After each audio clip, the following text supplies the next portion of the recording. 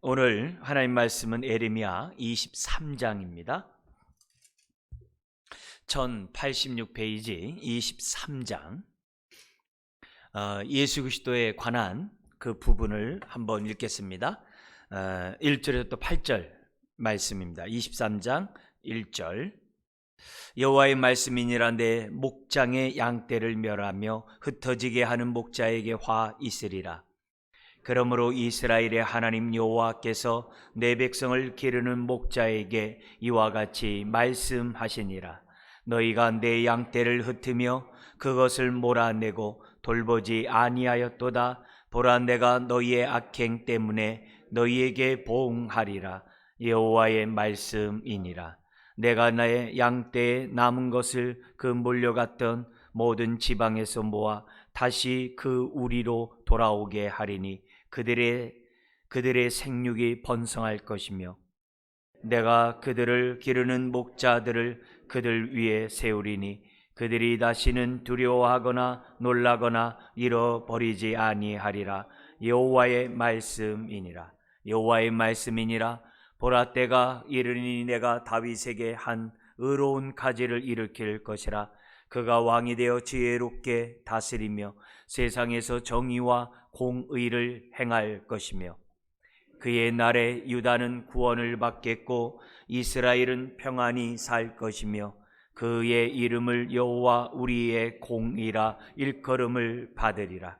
그러므로 여호와의 말씀이니라. 보라, 날이 이르리니 그들이 다시는 이스라엘 자손을 애굽 땅에서 인도하여 내신 여호와의 사심으로 맹세하지 아니하고 이스라엘 집 자손을 북쪽 땅 그 모든 쫓겨났던 나라에서 인도하여 내신 여호와의 사심으로 맹세할 것이며 그들이 자기 땅에 살리라 하시니라. 아멘. 지금 오늘 말씀의 제목은 하나님의 말씀을 짐으로 생각하지 말라 라는 주제로 말씀을 전하고자 합니다. 그래서 이 말씀은 이제 33절 이하에 있는 하나님의 말씀을 제목으로 잡았고요. 우리가 이 세 가지 또 우리가 보는 주제를 본다면은 1절부터 8절까지는 선한 목자, 성경에서 목자는 왕을 말합니다. 그래서 선한 목자 메시아를 너희에게 보내줄 것이다. 그분이 어떤 분이냐? 하나님의 말씀대로 정말 순종했을 뿐만이 아니라 어떻게 사는 것이 말씀에 따라 사는 사람인지 삶으로 보여주신 분이에요. 삶이 곧 하나님의 계시를 드러내는 그런 분입니다. 그래서 우리들이 신앙의 본은 항상 예수님이죠. 그것을 우리로 하여금 보여주면서 우리들에게 정말 예수님처럼, 그래서 우리 예수님도 그러죠. 나를 따라오라. 나의 멍에는 너에게 무거운 것이 아니라 가벼운 것이라. 그죠? 주의 멍에는 가볍다 그랬어요. 가볍다 그랬어요. 그 의미를 오늘 우리가 좀 이 예레미야 23장을 통해서 우리가 좀 배웠으면 좋겠습니다. 그래서 우리가 하나님의 말씀이 내 삶의 짐이 되지 않도록 하려면 우리 예수님처럼 정말 하나님의 말씀을 잘 듣고 그 말씀대로 정말 사는 저와 여러분들이 된다는 게 첫 번째 우리가 생각해야 될 내용이고요. 두 번째 우리가 해야 될 것은 뭐냐면 하나님의 말씀을 들을 귀, 알곡과 쭉정이를 정말 가려내듯이 하나님의 말씀을 들을 수 있는, 분별할 수 있는 저와 여러분들이 될 때 말씀이 짐이 안 돼요. 짐이 안 돼요. 주님이 우리에게 주신 그 말씀이 가벼운 것처럼 정말 우리가 잘 들으면 말씀이 짐이 안 돼요. 세 번째는 이 하나님 말씀이 나에게 짐이 되지 않으려면 말씀이 나에게 불방망이가 돼야 돼. 그래서 내 삶이 말씀에 따라 나를 쳐 복종하며 순종하는 인생이 될 때 순종하는 인생은 말씀이 짐이 안 돼요. 그래서 예레미야 23장에 있는 이 말씀을 우리가 비록 정말 어떻게 보면 딱딱한 음식이라 할지라도 우리는 잘 씹어야 돼요. 그래야 우리가 지각을 사용함으로 연단을 받아 하나님의 선악을 분별할 수 있는 저와 여러분들이 될 수 있습니다. 23장은 21장부터 29장까지 지도자들에 대한 그 책망, 심판의 메시지 사이에 들어있는 본문입니다. 21장 어떻게 시작했어요? 시드기야 왕, 우리 시드기야 왕이 지금 뭐냐면은 바벨론에게 배반하고 바벨론이 다시 공격을 합니다. 이제 3차 공격을 하는데 그 3차 공격에 둘러싸이다 보니까 무섭죠, 두렵죠. 그래서 하나님께 좀 구원을 요청하기 위해서 예레미야에게 기도를 부탁하죠. 그래서 사람을 보냈는데 거기에 대해서 우리 그 하나님께서 내가 생명의 길과 사망의 길을 너희 앞에 뒀다, 이렇게 시드기야 왕에게 이제 설명하면서 너희들이 정말 이 생명의 길을 가는 것이 아니라 사망의 길을 가고 있다라고 하는 그런 메시지, 그 책망을 합니다. 그러면서 이제 성전에서도 이제 이 왕궁에 가서도 하나님의 말씀을 전하는 예레미야가 나오잖아요. 그러면서 22장 그 왕들이 어떻게 하나님 앞에 불순종하고 우상 숭배함으로 어떻게 정말 심판을 받았는지 또 받게 되리라고 하는 그 내용이 22장에 나와요. 그러니까 왕들이 다 쓸모가 없는 거예요. 소용이 없어요.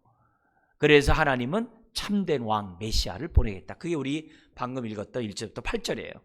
그리고 나서 또 계속 그 당시 지도자들에 대한 책망이 이어집니다. 그러면서 23장 9절부터 40절에는 오늘 본문이죠. 9절 40절까지는 이제 선지자, 물론 이제 제사장도 다 포함되겠습니다만 이 선지자들에 대한 책망이 나오는데 이 선지자들은 말씀을 도둑질한 자다.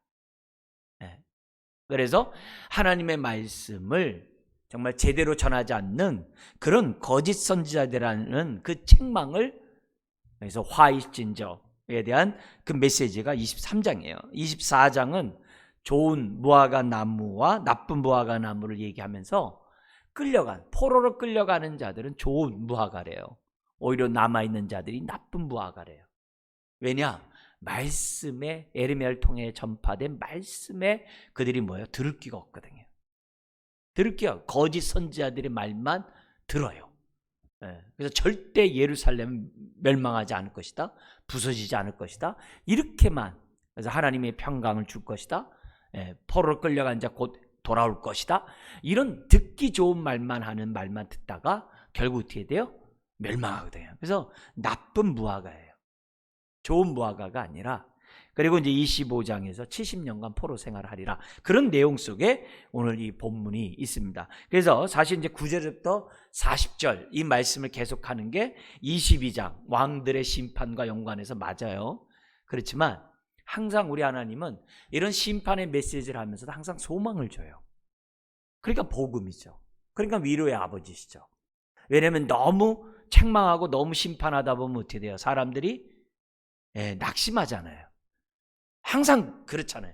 그래서 하나님의 이 선지자를 통해서 하나님의 심판의 메시지를 할 때마다 계속 뭐예요? 위로와 소망, 회개하라, 돌이키라. 그러면서 또 뭐냐면 메시아를 보내주겠다, 이런 예언을 갖다가 이렇게 계속 하세요. 그러니까 이런 하나님의 이런 정말 이렇게 말씀하시는 방법들은 배우셔야 돼요. 그래서 너무 책망만 하고, 자식도 그러잖아요. 너무 잘못했다라고만 자꾸 그러면 아이가 노여워하잖아요. 그러면 안 되잖아요. 때로는 당근과 채찍을 번갈아 가면서 하는 것이 이 효과적인 자녀 훈육인 것처럼 하나님이 우리를 다루시는 방법도 그렇다는 거죠. 이제 그런 가운데 우리가 1절부터 8절에 나와 있는 메시아는 어떤 분인가 생각하고, 또 그분의 정말 삶을 본받는 것이 저와 여러분들이잖아요. 따라가는 게. 정말 우리 주님은 힘든 사명을 감당하셨죠. 그러나 주님의 멍에는 가볍다 그랬거든요. 어떻게 그럴 수 있냐 이게요. 그런 것들을 우리들이 배워서 깨달아서 그런 삶을 저와 여러분들이 살아야 한다는 것을 우리들에게 지금 가르쳐주고 있습니다. 자, 그러면 1절에서부터 8절 내용 중에서 먼저 강의안에 따라서 잠깐 볼게요. 1, 2절에 뭐라고 하냐면 악한 목자들에게 화가 있으리라 선언합니다. 왜 화가 있느냐? 거기 보면 그들의 죄를 갖다가 설명합니다. 첫 번째는 1절에 내 목장의 양떼를 멸하며 이랬어요. 양떼를 멸했대요. 멸했다는 이 개념은 하나님 앞으로 인도하지 못하고 이리에게 넘겨줬다는 개념이겠죠. 그죠? 그래서 심지어는 어디다가 넘겨주냐면 우상들에게 넘겨줘요. 우상들에. 그래서 혼합 종교를 갖게 하는 그런 아주 악한 행위들을 합니다. 어쨌든 그들은 양떼를 멸했어요. 멸할 뿐만이 아니라 흩어지게 했대요. 흩어지게. 양들을 모아야 되는데 흩어지게. 흩어진 경우는 대체적으로 어느 게 자기 혼자 도망가거나, 그죠? 자기 혼자 자기 정말 유익을 구하고자 어떤 악행을 행하거나, 그럼 여러 가지 이유일 수 있겠죠. 화이스진저. 그러면 또 뭐라고 하냐면 세 번째 나온 얘기는, 그러므로 이스라엘 하나님 여호와께서 내 백성을 기르는 목자에게 이와 같이 말씀하시니라. 너희가 내 양떼를 흩으며 그것을 몰아내고, 거기 뭐냐, 세 번째 또 뭐 하나요? 돌보지 아니하였다. 양을 먹일 뿐만 아니라 양을 쳐야 되잖아요. 치려면은 양의 여러 가지 상황을 헤아려야 되잖아요. 근데 돌보지 않았다, 이렇게. 돌보지 않았다. 근데 이런 모든 것들이 뭐냐? 보라, 내가 너희의 악행 때문에 너희에게 보응하리라. 악행. 악을 행한다는 얘기는 하나님의 뜻대로 행하지 않는 것은 다 악이에요. 우리가 친구들과 사이가 아무리 좋아도요, 부모에 대해서 악을 행하면 불효자가 돼요. 이 땅에서 사람들에게 정말 관계가 좋아도요, 하나님과의 관계가 올바르지 않으면 불의한 자가 돼요. 그래서 이 악행은 하나님과의 관계 속에서 정말 하나님의 말씀에 따라 살아가지 않는 그 모든 것들은 다 악행이거든요. 결국 여기 나와 있는 이 거짓 목자는, 악한 목자는 말씀이 없으니까 자기 소견대로 하고 자기 유익을 구하고 양들을 다 구렁텅이에, 멸망의 구렁텅이에 빠뜨리겠죠. 그럼 반면에 3절 4절에 참된 목자를 또한 우리 하나님께서는 세우시겠다라고 해요. 대안이 있으세요. 대안 없는 심판이 없거든요. 항상 대안이 있으세요. 뭐라고 대안이 있냐면은 반대겠죠. 우리 한번 3절 4절 읽어볼까요? 내가 내 양떼에 남은 것을 그 몰려갔던 모든 지방에서 모아 다시 그 우리로 돌아오게 하리니 그들의 생육이 번성할 것이며 내가 그들을 기르는 목자들을 그들 위에 세우리니 그들이 다시는 두려워하거나 놀라거나 잃어버리지 아니하리라. 여호와의 말씀이니라. 아멘이죠. 그러니까 여기서 보면은 양떼가 정말 포로로 끌려간 그곳에서 어떻게 돼요? 땅 끝에서부터 불러내는, 이 말은 신명기 28장의 성취예요. 신명기 28장이 뭐예요? 축복과 저주장이죠. 언약에 순종한 자에게 이런 복이, 언약에 불순종하는 자에게 저주가. 그 저주 가운데 마지막이 포로라고 그랬어요. 근데 그곳에서도 주의 이름을 부르면 땅 끝에서도 주님이 불러 고향으로 돌아오게 하시겠다 그랬거든요. 그 약속의 성취를 다시금 지금 하는 거예요.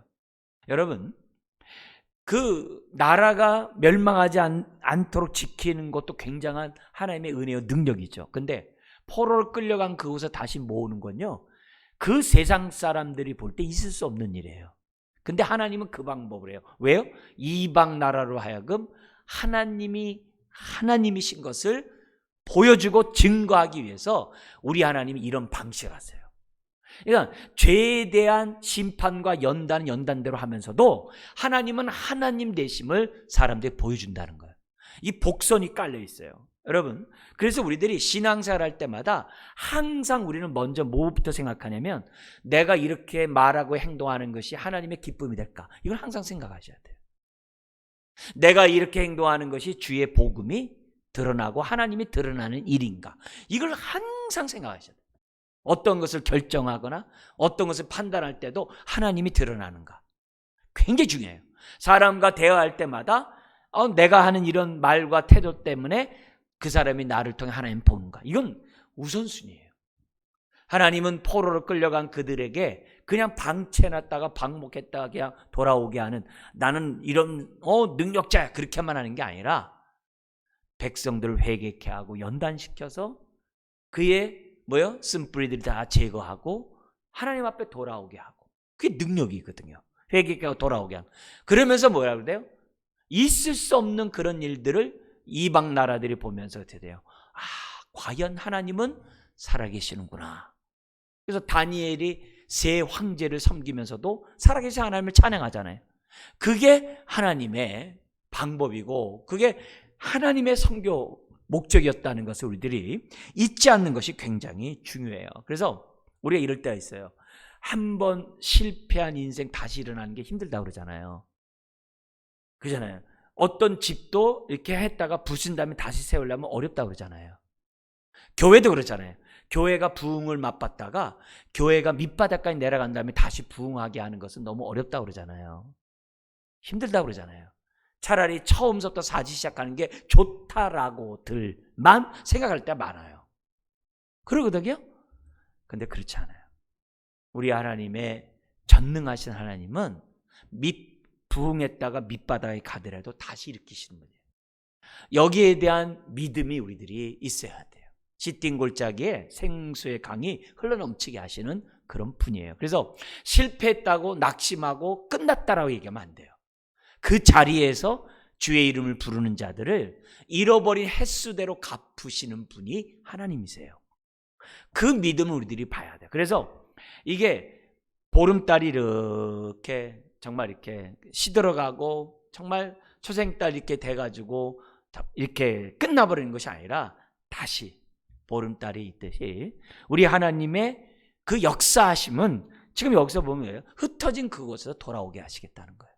그래서 우리의 인생이 나는 끝났다 포기하지 마시고 다시 하나님의 이름을 부르며 그곳에서 우리를 일으켜주시는 그런 하나님이라는 것을 본문에서 보여주는 거예요. 그러니까 이런 메시지를 우리들이 생각하고 또 교회를 위해서 기도하고 여러분의 자신을 위해서 기도하고 또 자녀를 위해서 또 우리 지체들 정말 이 구렁텅이 속에 있는 아이 끝났어 라는 사람들을 위해서 우리들이 뭐예요? 기도해 줘야 돼요. 왜요? 우리 하나님의 신명기 28장의 약속이 그거거든요. 그러면서 뭐라고 그러냐면은 4절에 내가 그들을 기르는 목자들을 그들 위해 세우리니 그들이 다시는 뭐 한다고 그래요? 두려워하거나 놀라거나 잃어버리지 아니하리라. 여호와의 말씀이라. 그러니까 결국 여기 보면 하나님의 그러한 전능하신 그 능력 속에 정말 그들이 모아질 뿐만 아니라 그들을 갖다 대대요 정말 생육이 번성할 수 있도록 돌아오는 것을만 끝나는 게 아니라 생육이 번성하도록 만들어주고 그들로 하여금 대대요 다시는 두려워하거나 놀라거나 잃어버리는 그런 일이 없도록 하나님이 지키시고 보호하시고 인도해 주신 그런 약속이 있다는 거예요. 그래서 우리들이 이런 말씀이 있으면요 눈이 밝아져야 돼요. 그래서 하나님 이 말씀 이대로 이루어 주옵소서. 이 말씀이 내 삶에 응하게 해주세요. 내 가정에 응하게 하시고 나의 우리 교회에 응하게 하시고 내가 있는 삶 속에 응하게 하여 주옵소서. 그래서 이것을 성취하신 분이 요한복음 10장에서는 예수 그리스도로 말씀하고 있는 거예요. 그분이 우리의 선한 목자로서 우리의 삶을 인도하시고 들어오며 나가며 꼴을 먹도록 양으로 생명 얻을 뿐만 아니라 풍성한 삶을 살게 하는 것이 하나님의 우리를 다시 부르신 목적이에요. 그러니까 뒤집어서 생각하셔야 돼요. 우리가 양으로 생명 얻는 것을 끝나면 안 돼요. 여기 생육이 번성한 것까지 가야 돼요. 내 마음이 두려워하거나 놀라거나 잃어버린 바 되는 잃어버리는 게 굉장히 고독과 소외감이 크잖아요. 그런 마음이 생기면 하나님 앞에 기도하셔야 돼요. 주님 뭐가 문제입니까? 왜냐하면 성령이 오시면 고아와 같이 내버려 두지 않는다 그랬거든요. 그러니까 그런 모습을 우리들이 생각해 본다고 한다면 내 삶이 정말 얼마나 말씀과 친밀하게 가까운가 가깝지 않는가를 오늘 이 말씀을 통해서 우리들이 생각해 보면서 저나 여러분 모두가 기도해야 돼요. 하나님 이 말씀이 응하게 하여 주옵소서. 자 그러면서 5절 6절에 여기 목자들이라고 4절에 얘기했잖아요. 근데 목자의 목자장인 예수 그리스도에 대한 예언이 이제 뒤에 나옵니다. 그게 5절 6절인데요. 이렇게 나요. 우리 하나님께서 다윗의 후손에서 메시아 의로운 가지를 일으키겠다 그래요. 그러면서 그가 왕이 돼요. 왕과 목자는 같은 말이에요. 그가 왕이 되어 뭐라 그래요? 지혜롭게 다스리며. 지혜롭게 다스린다는 얘기는 하나님 뜻대로 다스린다 알겠죠? 그죠? 지혜롭게 다스리며 뭘 행한다 그래요? 정의와 공의를 행한다. 이거는 하나의 짝이에요. 관용구예요. 하나님 나라의 통치 방식이 정의와 공의예요. 이건 뗄 수가 없는 그런 방식이에요. 그래서 이게 뭐냐면 그래서 예수님을 통하여 하나님이 살아계시고 하나님 나라가 어떤 나라인지를 예수님이 우리들에게 보여주시겠다라고 하는 메시지예요. 그래서 주님이 있는 곳에는 항상 정의와 공의가 있죠. 자, 근데 이 정의와 공의가 있는 그 결과가 뭐냐? 질서 회복이에요. 여러분, 제가 지난번에서도 항상 말씀이 있는 곳에 질서가 있다고 그랬죠. 하나님이 율법을 준 목적이 뭐예요? 주 안에서 질서 있는 삶을 살아가는 거예요. 하나님과의 관계에서 질서 있는 삶을. 무질서는 뭐예요? 말씀을 떠났다는 얘기거든요. 항상 말씀이 있는 곳에는 질서가 있거든요.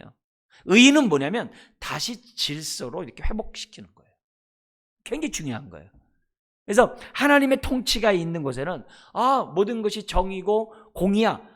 모든 것이 다 원상대로 되고 하나님 통치 방식대로 뜻대로 되고 회복되고 그런 것들이 이루어지는 것이 정의와 공의라는 것은 이제 6절에서 얘기를 해요. 그래서 6절에 이렇게 얘기를 해요.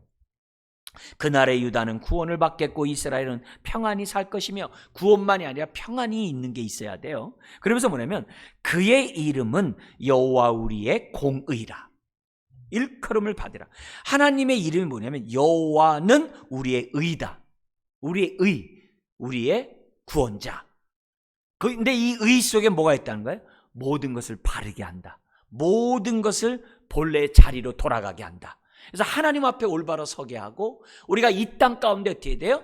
하나님의 통치가 임하도록 하는 그 현실의 삶을, 그래서 우리도 정의와 공의의 삶을 그렇게 사는 질서 있는 그 자기 위치를 지키는 그런 사람이 된다는 게 바로 이 6절의 메시지예요. 그래서 이런 질서가 있는 삶에는 뭐가 있어요? 회복만 있는 게 아니에요. 거기에 뭐가 있어요? 여기 나온 것처럼 평안이 있어요. 즐거움이 있어요. 네. 정말 감사가 있어요. 그게 메시아가 우리 가운데 오셔서 우리에게 주시는 구원이요, 의예요. 네. 그래서 먼저 그 나라와 그 의를 구하라 그러잖아요. 그래서 주님의 통치 속에 하나님과 올바른 관계를 맺는 삶을 먼저 하면 우리의 삶 모든 게 질서가 있어요. 평안해요. 평안해요. 감사해요. 네. 이런 모습들을 메시아를 통해서 이루어진다는 거예요. 그렇다면 기도해야죠. 하나님, 이 말씀 이대로 우리의 삶에 임하게 해 주옵소서. 네. 다른 것보다도 내 삶에 하나님 나라가 온전히 이루어지게 해 주십시오. 네. 그래서 나 또한 정말 하나님의 말씀에 따라 지혜롭게 살고 말씀에 따라 정의와 공의를 드러내는, 그래서 모든 것들을 회복하고 모든 것들을 본래 자리로 돌려놓을 수 있는 그런 인생, 또 그런 삶, 그런 교회가 되게 주옵소서. 그러면서 7절에 보라 날이 이르리라. 그러면서 뭐냐면은 이제 우리 하나님이 큰 역사를 행하는데, 우리 하나님은 과거에 애굽에서 건져내신 하나님이야, 그런 하나님이 아니라 오히려 뭐예요? 8절에 저 쫓겨갔던 그곳에서 우리를 다시 인도하신 하나님이야. 이게 뭐예요? 오늘의 하나님으로 맹세하게 할 것이며 그들이 자기 땅에 살리라 하시나. 그래서 우리가 신앙생활 할 때 조심할 게 뭐냐면, 우리 나 때는 말이야, 요즘에 그런 말 있잖아요. 나 옛날에는 은혜 많이 받았어. 이 말 정말 조심해야 되는 거죠. 옛날 받아서 어떻다는 거예요? 오늘의 구원의 하나님이 이어져야 옛날의 하나님이 의미가 있는 거죠. 그래서 지금 이 8절에 7, 8절에 주는 메시지가 그거예요. 옛날엔 내가 뜨거웠는데, 옛날엔 말씀대로 살았는데, 그게 중요하지가 않아요. 오늘 저와 여러분들이 뜨거워야 되고, 오늘 하나님의 말씀대로 살아가는 저와 여러분들이 돼야 한다는 거예요. 그런 하나님이 되게 해 주시겠다. 신약에서는 어떤 하나님이에요? 북쪽에서 해방시키는 하나님이 아니라 죄와 사망의 그늘에서 우리를 해방하신 하나님. 할렐루야. 그 하나님이 오늘 나를 어떻게 해야 돼요? 즐겁게 해야 되고, 나를 복되게 해야 되는 그런 삶을 하나님이 살게 해주시겠다는 거거든요. 그러니까 하나님, 이 말씀 이대로 이루어지게 해 주옵소서. 그러니까 하나님의 구원의 역사의 큰 줄기는요, 도도히 흘러요. 주님은 초림하셔서 완성하셨던 이 하나님의 그 구원의 사건을, 이루신 사건을 재림 때 완성하실 거예요. 이거는 변함없는 하나님의 경륜이에요. 그거는 도도히 흘러요. 그래서 하나님의 때에 성탄절이 있던 것처럼 하나님의 때에 재림이 있는 거예요. 그래서 우리가 성탄절을 기다리면서 우리가 어떻게 돼요? 재림을 사모하는 그것은 당연한 거예요. 하나님의 역사는 반드시 지금도 도도히 흐르고 있어요. 그렇다면 오늘 우리들은 어떻게 돼요? 하나님 백성답게 우리가 어떻게 돼요? 하나님의 통치를 받으면서 그거 갖다 우리는 뭐라 그래요? 주님의 주님 되심이라 그러잖아요. 그래서 예수님을 나의 주님이라고 고백하잖아요. 구세주라만 고백하면 안 돼요. 플러스 나의 주님입니다. 내가 뭐예요? 통치를 받겠습니다. 이 말이거든요. 그래야 질서가 있는 거고 거기야 평안이 있는 거죠. 그렇게 살겠다라고 저와 여러분들이 하셔야 돼요. 여러분, 구원은 자격이 있어 받는 게 아니라 여기 나오는 것처럼 긍휼하신 하나님, 약속에 신실하신 하나님의 은혜 때문에 저와 여러분들이 구원받는 거예요. 비록 세상은요, 악이 판을 치고 있고 거짓 목자들이 판을 치고 있고 공중의 권세 잡은 자들이 사람의 마음을 혼미케 하고 있고 사람들이 하나님과 원수된 삶을 살아간 뒤틀린 세상이라 할지라도 우리가 어떻게 돼요? 한순간에 성탄절이 있고 한순간에 우리에게 구원이 임한 것처럼 한순간에 주님의 재림이 임할 거예요. 그렇다면 오늘도 보라 그날이 이르리라고 7절에 얘기했잖아요. 그러니까 하나님 그날이 이룰 것을 믿고 오늘도 우리가 살아가게 하여 주옵소서. 그래서 자기 땅에 살리라 8절에 유리하는 인생 살지 않게 해주겠다는 거예요. 감사하죠. 이스라엘 백성이 광야를 40년 유리했잖아요. 우리의 인생 후딱 하면요 40년 유리해요. 유리하면 안 돼요. 우리는 항상 예수 안에서 깊게 뿌리를 내리고 정말 세움을 입어서 감사가 넘쳐나는 골로새 2장 7절의 삶이 우리의 삶이 돼야 한다. 여러분, 하나님의 이런 약속이 이루어졌어요. 그렇다면 재림 또한 반드시 이루어질 것을 믿고 우리가 어떻게 돼요? 통치, 다스림을 받고 또 그런 삶을 살고자 우리가 결단해야 한다는 거죠. 자, 그러면서 하나님이 그 지도자들의 책망을 계속 이어갑니다. 왕에게 했던 하나님이 이제는 선지자를 책망을 합니다. 그래서 선지자에 대해서 뭐라고 얘기하는가? 9절부터 40절을 얘기하는데요. 먼저 이 9절부터 15절에 뭐냐면 그들은 음란하고 흉악한 예언자들이고 패역한 지도자들이에요. 즉 말씀 없이 그 마음 중심에 말씀 없이 자기 속에 오는 대로 살아가는 자들이라는 거죠. 여기 음란 속에는 우상 숭배까지 다 포함된 거예요. 먼저 9절을 보면 그 거짓 선지자에 대한 하나님의 그 저주를 예언하라는 거예요. 그러니까 그 저주를 얘기하려고 하니까 예레미야의 심령이 어떻는지 끔찍했어요. 9절 한번 읽어볼까요? 선지자들에 대한 말씀이라 내 마음이 상하며 내 모든 뼈가 떨리며 내가 취한 사람 같으며 포도주에 잡힌 사람 같으니 이는 여호와 그 거룩한 말씀 때문이라. 여러분, 정말 이 예레미야는 제사장 집안에 태어났잖아요. 근데 자기 집안이 자기를 갖다 죽이려고 했다고 그랬잖아요, 앞에서요. 그래서 탄식했단 말이에요. 근데 그나마 하나님의 종으로 부름받은 이 선지자들이 하나님 보실 때는 정말 음란하고 흉악한 죄인이고 패역한 지도자들이거든요. 근데 이런 메시지를 선지자들에게 얘기해야 되고 백성들에게 얘기하면서 그들의 말을 듣지 말라 이렇게 얘기한다는 건요, 이건 쉬운 일이 아니에요. 굉장히 어려운 일이에요. 그래서 이런 모습 앞에 예레미야는 정말 모든 게 떨리는 거죠. 자, 그렇지만 참된 목자로 부름받은 예레미야는 다 전해야죠. 자, 그러면서 10절부터 12절의 내용은 이거예요. 이 땅에는 간음하는 자가 가득 차 있어 심판받아 마땅하다 이렇게 얘기를 해요. 근데 이게 지금 뭐냐면 간음한 것으로 끝나지 않고 10절에 보면은 간음한 자가 가득함으로 끝나는 게 아니라 그걸로 인하여 저주받아 땅이 슬퍼하며 마치 아담이 범죄함으로 가서히 엉겅퀴를 내듯이 이 세상이 다 악한 영향을 받는다는 거예요. 땅이 슬퍼하며 광야의 초장들이 마르나니 그들의 행위가 악하고 힘쓰는 것이 정직하지 못함이로다. 아예 딱 그래요. 그러면서 11절에 선지자와 제사장이 다 사악하다는 거예요. 그러면서 내가 내 집에서도 그들의 악을 발견, 성전에서도 이들의 악을 했다는 거예요. 그러니까 하나님의 성전에서 악을 행할 정도니까 뭐예요? 그들 마음에 하나님을 경외함이 없는 거예요. 말씀도 없고 하나님도 없어요. 그러니까 12절 어찌 저주하지 않을 수 있겠는가 그 얘기예요. 그리고 13절부터 15절에 이어지는데 그들의 잘못이 뭐냐? 백성들을 잘못된 예언으로 잘못된 길을 인도하고 있다는 거예요. 그래서 먼저 13절 북이스라엘을 봐라. 그 북이스라엘의 그 사마리아 선지자들 가운데 우매함을 너희들이 보지 않았냐? 나도 봤다. 그들은 바알을 의지하여 예언하면 내 백성 이스라엘 그릇되게 했다. 근데 14절 예루살렘 유다의 선지자도 똑같다. 네. 똑같다는 거예요. 그죠? 그들도 간음을 행하며 거짓을 말하며 악을 행하는 자의 손을 강하게 하여 사람으로 그 악에서 돌이킴이 없게 하였은즉 소돔과 고모라와 같다는. 그러니까 어떻게 돼요? 어찌 내가 그들을 심판하지 않겠느냐? 그게 15절이에요. 그죠? 그래서 내가 그들에게 15절에 쑥을 먹이며 독한 물을 마시게 하리니 이는 사악이 예루살렘 선지자로부터 나와서 온 땅에 퍼짐이라 하시니라. 여기엔 두 가지가 있어요. 뭐냐면 이런 선지자들이 활개치도록 내비로 둔 건 뭐예요? 백성들이 그렇게 원했다는 거예요. 근데 그 말 반대로 얘기하면 백성들이 너무나도 악을 행하니까 너도 나도, 그러니까 하나님은 어떻게 돼요?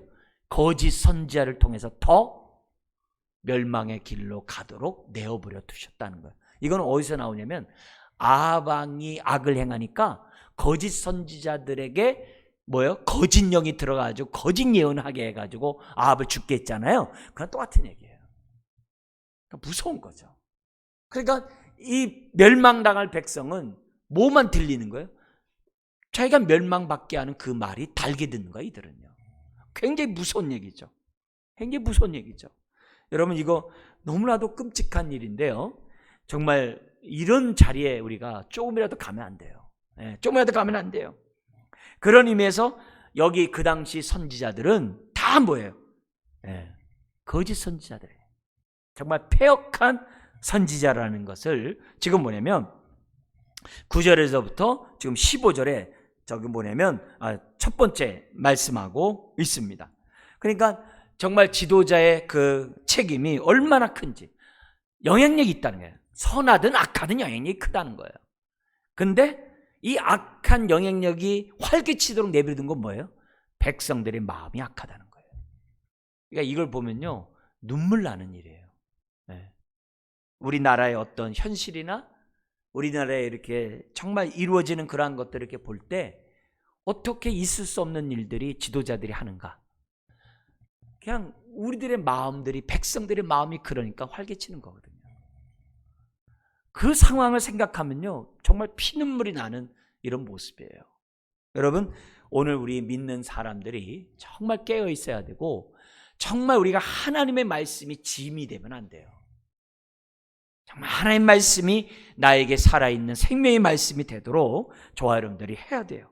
자, 그러면서 16절에 22절에 뭐라고 했냐면 그들의 예언은 거짓된 예언이기 때문에 조심하라고 16절 20절에 얘기합니다. 그러면서 16절 17절에 그들이 하는 말들을 조심하라.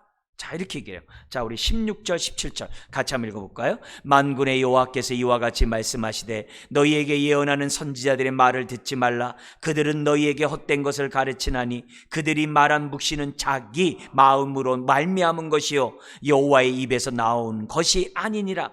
항상 그들이 나를 멸시하는 자에게 이르기를 너희가 평안하리라 여호와의 말씀이니라 하며 또 자기 마음이 완악한 대로 행하는 모든 사람에게 이르기를 재앙이 너희에게 임하지 아니하리라 하였느니라. 악을 행하고 우상 숭배하는 자에게 너에게 재앙이 임하지 않고 평안이 임한다 앞에서 얘기했거든요. 지금 그렇게 하고 있다는 거예요. 그러니까 이들은 뭐냐면 헛된 소망, 헛된 위로, 사람들이 듣기 좋은 말, 사람들이 뭐요? 정말 그 말을 함으로써 자기가 칭찬 듣는 그런 말만 하는 그런 싹군이라고 얘기하고 있는 거예요. 이게 오늘날에는 무슨 복음이라면 대중복음이라고 그래요. 목사가 말씀을 전하지 아니하고 성도들이 복받기만을 위한 설교만 하는 거예요. 성도들이 듣고 싶어하는 말만 하게 하는 거예요. 젖이나 먹게 만들고 자기 욕심이나 채우려고 기복신앙으로 나아가도록 유도하고 말하는 그런 걸 또 열광하게 만드는, 그래서 결국 망할 수밖에 없는 그런 끔찍한 일이 있게 하는 그 대중복음의 문제점이 바로 이게 뭐예요? 옛날부터 있어 왔던 우리 이제 기복신앙이라고 그러죠. 그게 있다는 거예요. 그러면서 이들은 항상 17절에 뭐예요? 너에게 평안하다, 평안하다, 괜찮다, 재앙이 임한다. 왜? 예수 안에는 있는 자들에게는 복이 있으라. 그러니까 무조건 다 좋다고 그러는 거죠. 네. 그러면서 이렇게 얘기합니다. 그들이 하는 말 정말 조심하라. 그들은 자기 마음으로 말미암았다 그랬어요. 하나님 위에서 나온 게 아니라 그랬어요. 18절에 다시금 강조를 합니다. 누가 여호와의 회의에 참여하여 그 말을 알아들었으며 누가 귀를 기울여 그 말을 들었느냐. 이게 거짓 선지자는 하나님의 어전 회의에 오지 못했다는 거예요. 하나님의 음성을 듣고 얘기하는 자가 아니라는 거예요. 자기 마음이 하고 싶은 대로. 네. 지금 뭐예요? 인기나 영화 받기 위해서 지금 하고 있다는 거예요. 네. 그러니 19절 20절 이러니 하나님의 진노를 피할 수 있느냐? 피할 수 없다는 거예요. 네?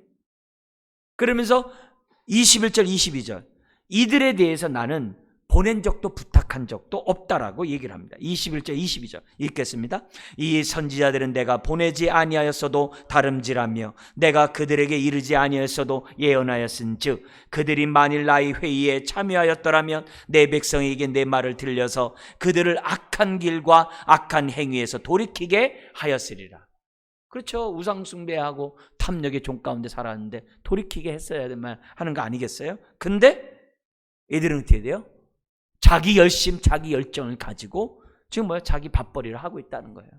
이게 얼마나 끔찍한 그런 모습이냐. 자, 여기서 거짓 선지자, 참된 선지자의 차이가 나오죠. 어떤 차이가 나서 우리 보니까 거짓 선지자는요, 하나님의 어전 회의, 하늘의 회의에 참여한 적이 없어요. 사도 바울도 뭐냐면 내가 사도됨을 증명하기 위해서 뭐예요? 나 삼층청에 갔다 왔다 그러잖아요. 모든 참된 선지자의 특질을 보면 하나님의 회의에 참여하고 온 사람들이에요. 근데 거짓 선지자의 특징이 뭐예요? 참여하지 않으면서 어떻게 돼요? 하나님의 이름으로 예언하면서 자기 마음이 생각나는 대로 말해. 이거 오늘날에도 비슷하게 흉내내는 사람 너무 많죠. 정말 조심해야죠. 그래서 이들은 하나님 말씀을 전하기보다는 자기가 하고 싶은 말만 해요. 어떤 사람은요 복만 얘기하고요, 어떤 사람은요 화만 얘기하는 사람들도 많아요. 왜 화를 얘기하냐고 그러니까 어떻게 돼요? 그래야 자기 말 잘 듣는데요. 네. 자기가 무섭게 해야 자기 일을 떠나지 않고 자기 말을 잘 듣고 자기 밑에 있다는 거예요. 그 이단들이 그러잖아요. 대표적으로 그렇게 하잖아요. 그러니까 이게 우리들이 정말 들을 기가 필요해요. 그러니까 이 시대에는 정말 들을 기가 필요해요. 그러나 반면에 참된 선지자는 뭐예요? 하나님의 어전 외에 참여했고 하나님의 말씀만을 전하고 중요한 건 뭐예요? 악한 길 악한 행위에서 돌이키게 한다는 거예요. 그래서 목사인 저를 비롯해서 정말 하나님의 말씀을 다루는 사람들은 항상 하나님께 결단해야 돼요. 싹군이 될 것인가? 하나님의 종이 될 것인가? 결단을 해야만 하는 거죠. 그러니까 뭐예요? 먼저 목회자 자신이 말씀 앞에 서야 된다는 것을 우리들에게 보여줘요. 자, 그러면 참된 성도와 거짓 성도의 차이점을 하나 더 적용하면 어떻게 될까요? 참된 성도는 뭐냐면 말씀을 들을 기가 있는 거예요. 들을 기가 있어요. 들을 기가 있는가 없는가, 그거예요. 그리고 하나 더 나가서 말씀에 어떻게 돼요? 들을 기 있는 사람은 준행한다 그랬죠. 그러니까 말씀에 순종하고 있는가 순종하지 않고 있는가, 그건 내가 알고인지 축적인지 딱 구분이 된다는 거죠. 우리 산상수훈에서 예수님 그랬어요. 말씀을 듣고 행하는 자가 반석 위에 집을 짓는 자와 같다, 이게 그랬어요. 그래서 우리가 정말 조심해야 될 것은 듣고 싶은 말만 들으면 안 돼요. 그래서 마태, 마가, 누가, 요한복음만 있는 게 아니라 내가 복음이 있다고 그러잖아요. 그래서 내가 좋아하는 복음만 이렇게 밑줄 긋고 있다가는 큰일 나요. 은혜를 받으면 밑줄 긋지 않는 그곳에서 우리들이 정말 회개의 눈물과 하나님의 정말 방망이 같은 말씀을 들을 수 있는 우리들이 돼야만 해요. 아무리 힘들어도요, 듣고 싶은 말만 들으면 안 돼요. 아무리 내가 괴로워도요, 내가 듣고 싶은 말만, 위로와 어떤 그런 평안의 그런 말만 들으면 안 돼요. 정말 오늘 우리들이 중요한 건 뭐냐면, 나는 하나님 말씀을 들을 때 짐이 되는가, 나에게 가벼운가, 항상 생각을 저와 여러분들이 해야만 하는 거죠. 그러면서 뭐라고 얘기하면 거짓성과 참지의 선지자를 비교하면서 세 번째로 나가요. 그게 23절에 32절인데요. 말씀을 들을 수 있는 귀를 달라고 기도하자는 거예요. 그래서 알곡과 쭉정이를 이제는 우리가 분별해야 돼요. 왜요? 지금 오늘날 우리 지금 이 SNS가 있고 뭐 유튜브도 있고 정말 얼마든지 내가 듣고자 하면 많이 들을 수 있어요. 근데 안타깝게도 목사인 제가 이렇게 보더라도 정말 인터넷에 나와 있는데 보면은 이 이단들이 거의 도배를 하고 있어요. 거의 그 중심에 아주 많이 들어와 있어요. 아주 전략적으로 했다고 그러더라고요. 네. 그 연구한 그 사람들, 그 이단들 연구한 사람들 얘기 들어보면 아주 그냥 그걸 통해서 사람들의 현혹한다는 거예요. 네. 정말 이 시대는 들을 귀가 필요해요.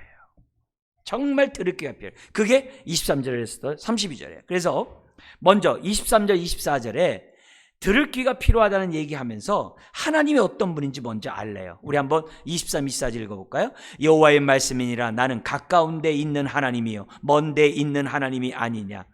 여호와의 말씀이니라 사람이 내게 보이지 아니하려고 누가 자신을 은밀한 곳에 숨길 수 있겠느냐. 여호와가 말하노라 나는 천지에 충만하지 아니하냐. 이게 무슨 말이에요? 하나님은 가까이 계시고 먼 데 있지 않아요. 하나님은 숨기는 분이 아니라 계시하는 분이에요. 천재 충만한 분이에요. 이 말은 무슨 말이에요?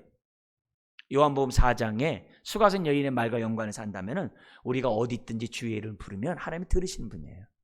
내가 어디 있든지 주님은 나와 가까이 계시는 분이에요. 기도하면 작은 신음에도 응답하시는 그런 분이에요. 그래서 오늘 문제는 뭐냐면 내가 하나님이 멀게 느껴지는가 가깝게 느껴지는가 그거냐 이거예요. 멀리 느껴지면 음성을 들을 수가 없어요. 가까이 있어야 음성을 들을 수 있어요. 이건 오늘 우리들의 마음밭에 달려 있는 거죠. 자, 그러면서 하나님이 어떤 분인지 먼저 딱 얘기한 다음에 25절 27절에 거짓 선지자들이 거짓 예언하는 목적을 알래요. 25절에 이렇게 얘기를 해요. 그들은 여호와의 이름으로 자신이 꿈을 꾸었다라고 말하는데 나는 23절처럼 가까이 있는 하나님이기 때문에 그들이 하는 말 나 다 듣고 있다. 근데 내가 보니까 그들이 하는 예언은 다 거짓말의 속임수다. 26절 간교한 마음으로 예언하는 거다. 27절 근데 그 목적이 뭐예요? 내 백성으로 하나님의 이름을 잊게 만든다는 거예요. 왜? 하나님은 멀리 떨어지니까 하나님의 이름이 정말 잊어버릴 수밖에 없는 거예요. 그럼 하나님이 잊어버리면 어떻게 돼요? 자기 속에는 옳은 대로 악한 길로 가게 되고 그러면 어떻게 돼요? 죄에서 돌이킬 그런 기회가 없는 거죠. 그런데 이 거짓 예언자들은 계시록 같은 데 보면 뭐냐면 여기에 뭐냐면 신비 플러스 능력까지 같이 발동을 해가지고서 사람들로 어떻게 돼요? 이적으로 현혹시키고 신비하게 막 꿈을 꿨다 이렇게 막 이렇게 환상했다라고 하면서 사람들로 어떻게 돼요? 현혹시킨다 그래요. 근데 중요한 거는 거짓 선지자가 하는 것은요 통에 자복하는 회개가 없다는 거예요. 이거죠. 변화가 없다는 거예요. 왜? 성령이 역사하지 않으니까. 욕심대로 살아가는데 거기에 무슨 회개가 있겠어요? 그렇다는 거예요. 그래서 하나님을 잊어버렸는데 무슨 회개를 해요? 그 양심이 굳어지도록 내버려 둔다는 거예요. 근데 28절에서 29절에는 참된 선지자는 뭐냐? 하나님 말씀을 충실하게 전하는 그 사명을 감당한다는 거예요. 네. 그래서 28절 한번 읽겠습니다. 여호와의 말씀이니라 꿈을 꾼 선지자는 꿈을 말할 것이요 내 말을 받은 자는 성실함으로 내 말을 말할 것이라. 겨가 어찌 알곡과 같겠느냐. 그러니까 우리가 쭉정이와 알곡을 분별할 수 있는 귀가 있어야 돼요. 전하 여러분, 귀가 있어야 돼요. 그러면서 이 알곡과 이 쭉정이를 분별할 수 있으려면 어떻게 되냐? 말씀이 나에게 불방망이가 돼야 돼요. 그게 29절 한번 읽겠습니다. 여호와의 말씀이니라 내 말이 불같지 아니하냐 바위를 쳐서 부서뜨리는 방망이 같지 아니하냐. 결국 그거예요. 그냥 결국 뭐냐면 하나님의 말씀이 나에게 불방망이가 되지 않으면 나는 어떤 사람이에요? 나는 벌써 이미 하나님을 잊어버린 사람이에요. 말씀이 나와 먼 사람이에요. 네. 말씀을 들어도 어떻게 돼요? 좋은 말만 듣는 그런 사람이에요. 네. 욕심쟁이에요. 네. 저는 그걸 갖다 게리맨더링이라고 그러거든요. 그게 유럽의 지역구에 여당 야당에 자기 편을 갖다가 동네를 가르다 보니까는 그래가지고 여긴 이렇게 자르고 여긴 이렇게 자르고 이렇게 자르고 해서 선거에서 이기려고 딱 보니까 히랍 신화에 나오는 짐승 괴물의 모습과 같다고 그래서 그 게리맨던이라고 그러거든요. 하나님 말씀도 좋은 말씀만 받다가는요 욕심쟁이가 돼요. 결국 욕심쟁이가 되는 거예요. 그러니까 우리가 뭐냐면 정말 우리들이 하나님 앞에서 복 받는 길은 상한 심령이거든요. 말씀 앞에 회개할 줄 알고 말씀 앞에 내 생각을 바꾸고 내 감정을 갖다가 정말 말씀에 드리고 이런 모습들이 우리들이 살아가는 거죠. 그러니까 삶의 변화가 없으면 꽝이라는 거예요. 그래서 오늘 내가 정말 하나님의 말씀을 들을 기회가 있다고 한다면 알곡과 쭉저기를 분별할 수 기회가 있다고 한다면 어떻게 되느냐? 말씀이 내 말에 어떻게 돼요? 불같이 임해야 돼요. 여러분 정말 불 받아보셨어요? 정말 중요한 일이에요. 맹맹하시면 안 돼요. 얼마나 불 앞에 뜨거워서 회개하면서 뒹굴어 보셨는지 물어보지 않을 수 없어요. 바위를 쳐서 부서뜨리는 방망이라고 했는데 그 말씀 앞에 깨져지고 부서지고 정말 그런 경험이 나에게 지금 있냐 이게. 그게 굉장히 중요한 거예요. 있다면 은혜고 감사한 거고 또 그래야만 해요. 있어야만 하는 거예요. 옛날이 아니라 오늘 지금 우리들이 목사인 저를 비롯해서 우리 모두가 하나님의 말씀이 불방망이와 같이 임하도록 해야 해요. 그래야 소망이 있는 거죠. 근데 이 거짓 선지자는 그렇지 않으니 쭉정이만 남발하고 있으니 어찌 심판을 받지 않겠냐. 30절에 32절이에요. 그러니까 이 심판받는다는 얘기가 계속 반복하고 또 반복해요. 30절에 뭐냐면 그들은 내 말을 도둑질했다 이게. 그래서 내가 가만두지 않겠다 이게.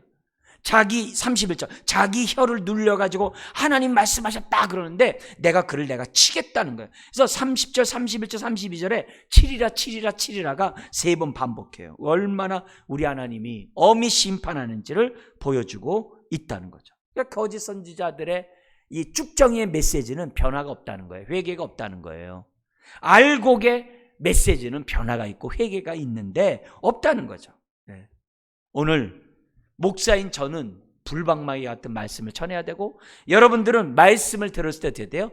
통회하고 자복하는 심령이 돼야만 우리가 소망이 있다는 거예요. 자, 마지막으로 33절에서 40절인데 여호와의 말씀을 짐으로 생각하지 말라는 거예요. 연이어서 하는 얘기예요. 그래서 33절에서 또 36절까지는 하나님 말씀이 만약에 짐이라고 된다면 하나님이 우리 인생을 짐으로 여긴대요. 제껴버린다는 거예요. 얼마나 무서운 말인지 몰라요. 그래서 33절 보십시오. 백성이나 선지자나 제사장이 엄중한 말씀이 무엇인가 묻거든 엄중한 말씀이 무엇이냐 묻느냐 여호와의 말씀이 내가 너희를 버리리라 이렇게 얘기를 해요. 이 말은 하나님의 말씀이 부담스러워. 너무 부담스러워요. 너무 힘들어요. 그러면 그 인생 어떻게 살겠어요? 말씀 없이 살 거 아니겠어요? 욕심대로?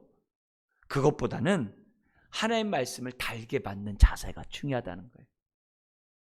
말씀이 내게 짐이 되면 하나님이 우리 인생을 짐이 되게 하셔서 던져버리겠다는 거예요.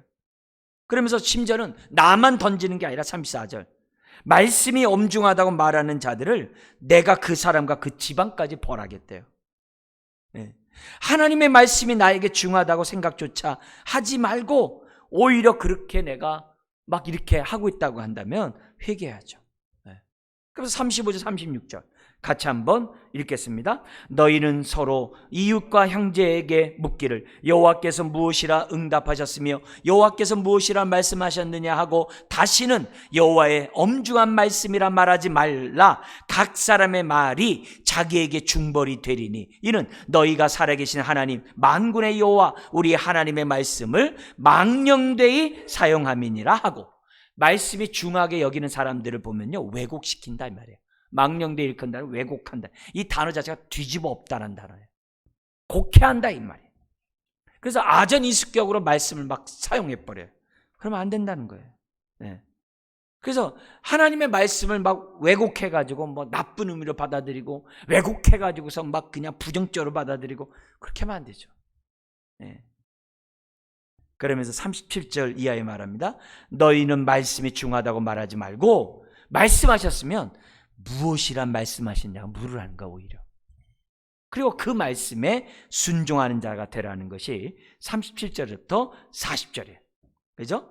그러면서 만약에 계속해서 엄중하다고 말한다고 한다면 38절부터 40절 하나님이 어떻게 돼요?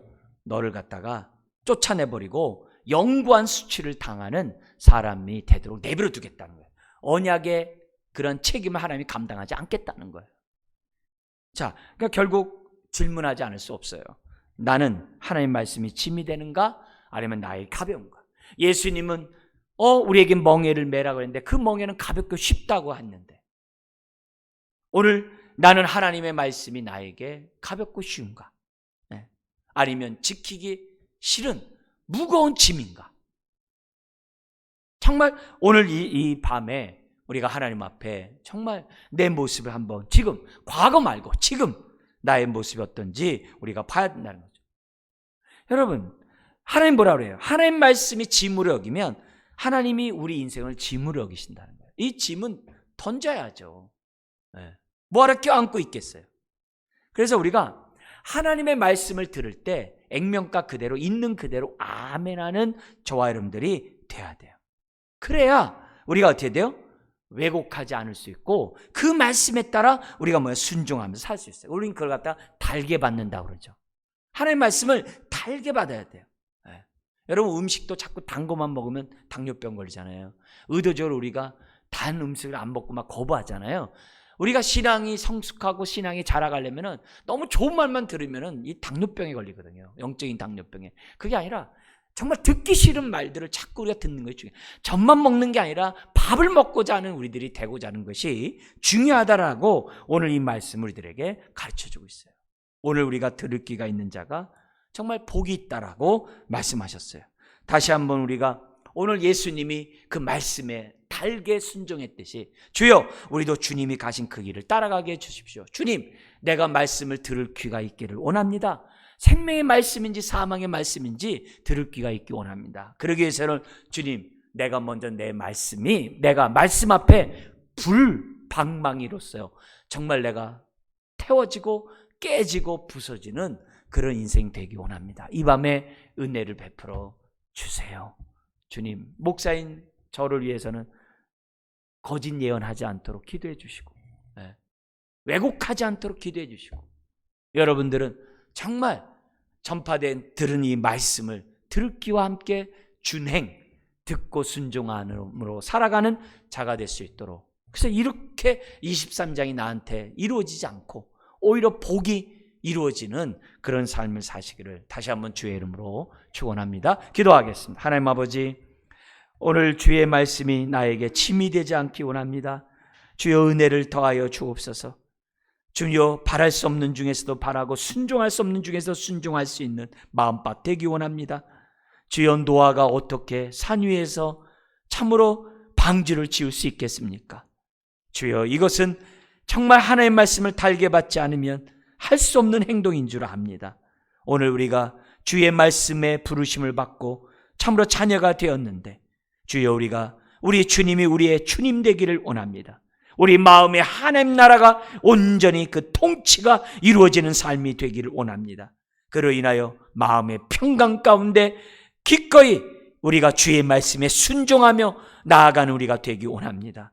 말씀이 짐이 아니라 은혜요 감사요 기쁨이요 참으로 달게 받는 우리 모든 심령 마음밭들 다 되게 하여 주옵소서. 믿사오며 예수님의 이름으로 축복하며 기도드리옵나이다. 아멘.